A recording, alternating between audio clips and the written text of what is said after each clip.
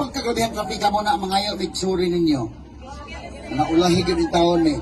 Unya, naghunahunang mi nga karon na ang mupadayon pabagkatang gabi naman. Pero nagsabot mi nga mupadayon kita bahala na o gabi na. Mupadayon ta tungod kay nianhi mi dili lang pagpanghatag og relief goods. Pagpaambit sa atong mga relief goods kundi nianhi mi aron among pahibaw-on. Nga bisan pa man sa aguma na to nga kasakit sa linog. Bisan pa man sa kaguol. Wa mo mag-inusara naa kauban mi ninyo gihapon ang UIHP IRM.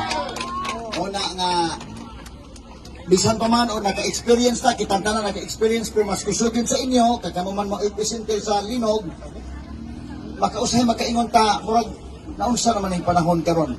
Pero human sa mga linog at least makakita mo mga tao sama nato karon nga niya makakita sa mga naay paglaom. No? Usahay makaingon kang unsa man among nadangatan sa mong kinabuhi anong mauman ang nadangatan. But once makikita ka sa mga tao nga nasa ni anhi ni padayag sa ilang gugma na nipakita ninyo makaingon sa nga ay salamat naapaday gapon. So kini usa ka pagpaila nga naay paglaom gyud no. So bangon ta gikan sa atong experience sa linog. Mo bangon ang taga Ano ng sur? Ano ng sur? Bugo City. So bisan pa man sa ato mga kasakit nga nagian, bisan pa man sa katalagman nga ato nagian, apan mubalik ta pagbangon, mubarog ta balik, mupadayon sa unahan kay naay paglaom kanunay. Mo giingon, inighuman sa bagyo, makita kanunay ang bangaw nagpasabot nga dunay chance, dunay paglaom.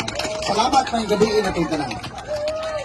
Magang salamat ko tayo ni Rafael. O niya, karon amo na ipostada kay Kuy Boming nga nanihapon naman gid mo no.